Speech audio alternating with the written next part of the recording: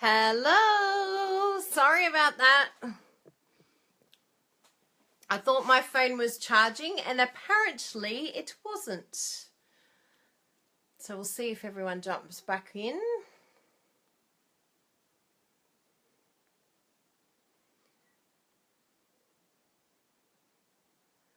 This is what I get for using Bruno's chargers. Hello! Everyone's jumping back in. Excellent. Yay! Hi, Rosemary. Hi, Helen. Yes, I'm back. Don't you love technology? I'm such a shocker. I should always charge my phone in between doing a live video. Note to self. I'm learning from my failure. I'm applying my own information. I'm not going to blame Apple. I'm not going to use an excuse. I'm going to say to myself, I need to have a charger here ready to ensure that my phone is charged at all times. That's normally your internet. Yes, no excuses. I have to admit that I didn't charge my phone in between. No excuses. So the last one that I wanted to talk to you about, the last point, was that leaders accept responsibility. So I accept responsibility that my phone went flat. Now, I really like this. It says, when leaders do fail, and they will, they do not make excuses. They do not blame others. Leaders know that they have more to gain by admitting their mistake and moving forward to correct it than they do from dwelling, blaming, and wasting time. It says, have you ever felt influenced or inspired by someone who's made excuses and placed blame for something that was actually their responsibility? A leader who no one will follow is not a leader of anything at all. So if we truly, truly want to step up and be a success, we have to own it. We have to own it. Ah, that's right. I thought I have to apply something with this. I'm not going to blame Apple. I'm not going to blame live recordings. I'm going to blame the fact on me that I didn't charge my phone. Yes, it's a real life example. And, you know, we are all learning. I'm still learning because we're human. We have limitations. We're still learning what those limitations are. But it's really, really important that, particularly in Stamping Up, that we don't blame other people for our lack of success. I think this is a really, really important area, because when I first started Stamping Up, one thing that was said to me, because I've been a Stampin' Up demonstrator for about coming up to 7.5 years. Actually, what will it be? Will it be? Yeah, it'll be 8 this year. Actually, I'm almost over 7.5 years. But when I joined, I was told that the market was already dried out, that I would never find customers. Yeah, that there was there's too many demonstrators in Australia, so there's no chance for you to make a business of this. And if I wanted to, I really could have, probably the number one thing that I've heard demonstrators say, and I think it's a really, really important thing that demonstrators let go of, and not everyone will. You know, we're all learning as we go along. But if we ever lose a potential team leader, say we're hoping that someone will join with us and they don't, they decide to join with someone else, whatever you do, don't blame the other demonstrator. Don't ever say someone stole my recruit. We need to accept responsibility that maybe the other demonstrator had something better to offer, or maybe they had a different connection with the other demonstrator, or maybe they were looking at online training, or they wanted a different, maybe like with me, I've lost potential recruits because I've been really honest and said, I don't do face-to-face. They messaged me and said, oh, do you think you could come over and help me with the starter kit? I want help deciding on what to put in my starter kit. And I just said straight up, I'm really sorry. I need to tell you straight, I'm going to be honest. I don't do face-to-face. I just don't have the time. And again, for me, that is a way for me to prioritize my time properly, because I know that if I started inviting people over or I started going to people's houses, I don't trust myself to only stay there for as long as I set a goal. I can say to myself, I'll be there for 10 minutes and then like half the day is over and I'm still at someone's house. So I've had to work my business the way that it, you know, best works for me. And I'm very honest with people when that comes up. And I have lost some team members because of it. I've ended up saying, look, you know, maybe you'd be better off with my other team member because they do face-to-face and they do classes and I don't. So I don't want to disappoint you. I've lost other demonstrators because of location, because they did want that to face-to-face communication and they wanted to be near that. Yeah, totally. It's a personal thing, Kayla, and it, you know, it doesn't work for everyone, but right now in my business that I know that works best for me. And I have to be honest about it. Like, yeah, not pretend that I can do what I want, you know, do what this person wants.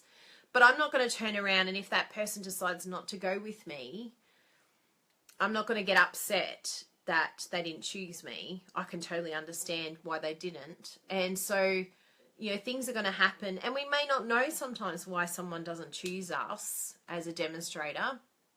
But I think it's really important that you keep a good relationship with that person still and ask them directly to say, you know, I'm really sad that you decided not to join with me. I'd love some feedback if that's okay. Is there something that I could have done differently, or is there something that the other demonstrator offered that I couldn't offer you? And you'll learn from it. You know, you'll grow from it. You know, Woolies and Coles, you know, you don't have someone standing in front of Coles and saying, do you shop at Woolies? Oh, well, go back there then. Go back there. Don't shop here. Yeah, and it is. It's very hard not knowing too. It's not knowing how to improve. But I think too, it can be circumstances. It could be, like I know a few times with me, I've had both situations happen where I've lost someone, but then I've also had someone join with me and they were a regular customer of a demonstrator. And you genuinely feel awful, but I didn't realize they were on my newsletter list. And so there's a lot of people that sign up for lots of different newsletters, lots of different demonstrators, and some of my customers shop with multiple demonstrators as well. They have a lot of different demonstrators that they shop with. So some of our customers are really cluey. They know who they ultimately want to go with, and we can think that they're completely 100% loyal to us, and that's not true. They can go wherever they want to go. So I think it's a really important thing to make sure that you don't use it as an excuse. Oh, well, that demonstrator stole my customer. Like, Woolworths is not going to say that about customers. They're just going to say, what can we do to give better service so that that customer wants to come back to us? So you could say, well, what can I change? And if you can't change anything, just be you. Just go, oh, well, it's good. I'm happy because they wouldn't have had a good fit. We wouldn't have been a good fit for each other. So, yeah, sometimes it's just, you know, yeah, random. Sometimes it could be random. I mean, when I joined, I was with a competing company and I really wanted to join SU, so I was lurking for a while and stumbled on your uplines page. Yep. And then even Rosemary, I think it's important to be upfront, but in the beginning I had more time. As time changed, life changed, I adjusted my time and I've lost people from my team too. Yep. So yeah, things change. Things, you know, things that your customers were happy or your team were happy with at the beginning. And I've had to adjust even as a team leader to ensure that I give my team what they need. But I also have my parameters too. And my team know my times that I'm available and that, you know, my weekend is very precious to me, that I'll do absolutely everything I can to help. But, you know, I have certain time restraints and I have to be strict with that. Yeah, when you join, you would look for someone local, but it didn't work out. Yeah, so sometimes that can happen too. And, you know, for all we know, Michelle, there could have been another demonstrator. You joined with the one that wasn't local. It didn't work out. And then you could down the track go, oh, well, I'm going to go back to the demonstrator I was talking to because they were really helpful. So I think by not reacting badly and by keeping in touch with ones that we might have lost, customers or team members that we may have lost, then it gives you the potential to actually get those customers or those team members back again. So just don't see it as a failure, and don't take it personal. It's just, that's the way business is. And for a lot of these people that join up, they don't realize the impact of who they join with too. So they might just be like, you know, little Dory. Oh, look over there. Oh, bright lights. And they might not know why they even decided to join with that demonstrator, but it's not until you're a demonstrator for a while that you realize, holy moly, who you join with has such a big difference. So, you know, you just make the most of it. And, you know, even for me, and this is a really, really big point, because I've even heard this as an excuse, and this is a really good excuse, this one. Are you all ready for it? I don't have a supportive team leader. Have you heard that one? My team leader doesn't do anything for me. That's a really good one. I don't have a team leader. My team leader dropped about 6 months into me joining Stampin' Up. She was my sister-in-law. And, you know, I've got a great, you know, orphan or by proxy team leader now, Sue Maddox. But, you know, she's brilliant because she just knows I just do my thing. I run my own business. I don't need my team leader to stroke me or help me, or like every now and then I might ring her, but it's very rare. And ultimately I run my own business. I don't need a team leader. I don't need to replicate her. I don't need to copy her. Yeah, I just did my own thing and it worked out fine. So if you accept responsibility and you say, well, it's okay if I don't have a team leader, I'm running a business. It's like when you look at someone who has a restaurant, they don't expect it to come with a chef. Am I buying this restaurant with a chef? Does it come with a chef? Yeah. Yep. It's up to each one of us. We're independent Stampin' Up demonstrators. Michelle said mine was inactive and I had to step up and not blame others for me not moving forward. Absolutely. Absolutely. Yep. And ultimately it is up to you. Like your team leader they're working their business. They're busy people. You can't expect them to, you know, carry you along the way and make it easy. It doesn't work like that. Yep, that's so true, Ellen. Well, there's been some really great comments there. Nicole said that it's all up to her. Yep, if it's to be, it's up to me. I like that one.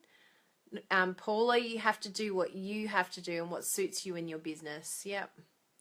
Kayla, I love having my upline, the Crazy Crafters, and I do run things by her, but I love doing my own thing. Absolutely. It's good having that support, but ultimately it's nice knowing that we'll actually be fine without it. That there are demonstrators out there that are orphans, and it doesn't mean that you are never going to be a success. It's not true. You'll be fine. You'll be able to do it. Deb says it's fabulous being able to watch videos that you and others put up helping us all. Yep, definitely. I've seen that. There's more coming back to me from sharing than I probably give. And Ellen says, I don't often ring mine, but for different reasons. And we have an awesome sisterhood. Oh, that's really great. And you might have, there are some some people that have joined under a demonstrator and then they don't get along with them at all. And that can happen. And that can be really, really challenging. That can even be more challenging than being an orphan.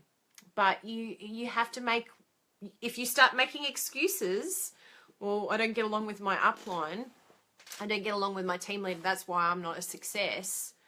It doesn't work like that. In business, you can't always choose who you work with. You've just got to make the most of it. So I really loved this point here too. It says, excuses don't move us forward in the process. If we take responsibility for the inaction or the mistake, we're able to correct it and proceed towards the goal. Leaders know that making excuses only delays the end goal, and taking responsibility allows honest correction to take place in the process. So being able to move forward means, not being afraid of failure and not being afraid of being accountable, and for owning it and just going, yep, I own it. I did it. Whoopsie. And then let's move on. It's a lot easier than trying to protect yourself and, think more of yourself than you should. We're all human. And your team loves it too. If you're human, don't think you need to know everything as a team leader. We're all human. We've got limits. So just to summarize everything that we've talked about today. So define your priorities in your life and make sure that your priorities are aligned with your current goals, and then make sure that your goals align with things that you enjoy. So Kayla said something really interesting back then. Like I said, my business is all online. That is not going to suit everyone. There's some people that could not do that because they hate computers with a passion. However, don't use the fact that you hate computers with a passion be an excuse, because it could be that you hate computers because you haven't learnt them. So maybe you just need to go learn them. Then you wouldn't hate them so much. Then they can be your friend. Also, your goals should be long-term, but you should develop shorter-term baby step strategies to help you reach your long-term goals. So you need to break things down in a way that shows that if you complete X, Y, and Z, then you'll reach the goal. So it's the same with any of the trips, any of the promotions, things like that. Stampin' Up are really good at helping us set little goals. Like at the moment for Celebration, 2 recruits and you get those points and free goodies. So they're helping us to do those baby steps, which is great. Face failure head on. If you failed, you're one step closer to succeeding. Do not be afraid to try because of the bumps along the way. So those bumps or those failures, guaranteed, they are going to happen. You're not alone, but keep going. It's how you handle the failure that will show whether you will succeed or not. The last one, be honest with yourself and others. Taking responsibility and understanding the real why behind the excuse will move you closer to achieving the end goal. So we've got to own it. Things happen, especially with your team. Things happen. And sometimes you may feel like it's not on you. But sometimes it's just, what? I'll take that one. I'll take it. That's fine. Because the ultimate end goal could be keeping peace and unity on your team. So, if you say, well, all right, yep, no problem. Yep, I'll take that one. Always remember your why. Yeah, I love why. I love that Simon Sinek. You've got to look up what your why is. And that's what's really interesting. Define, like that first point we looked at, define your priorities.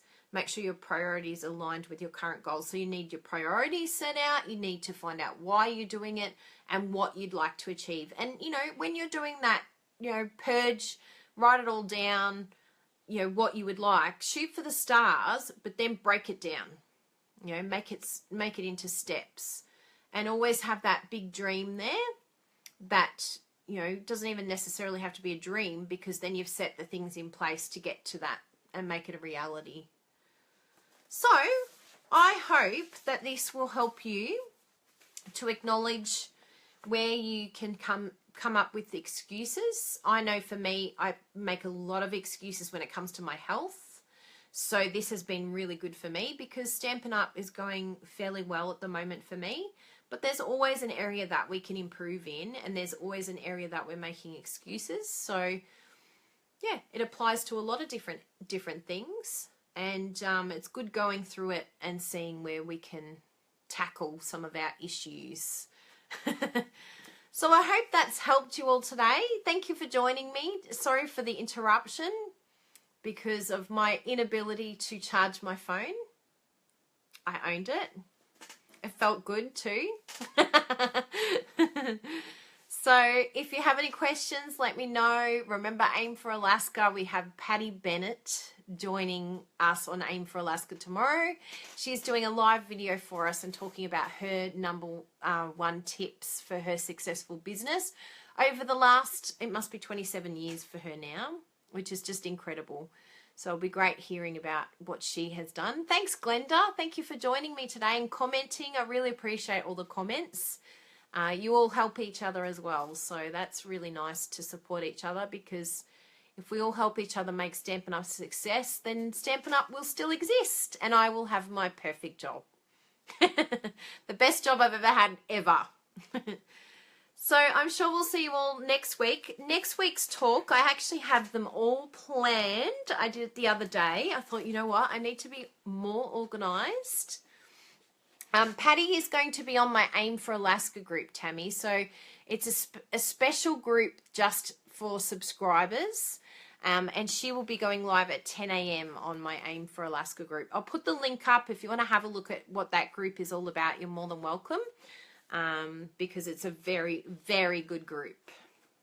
People will tell you. So my next live video for business demos is Love Your Customer. That is going to be next week. So I hope you can join me for that one.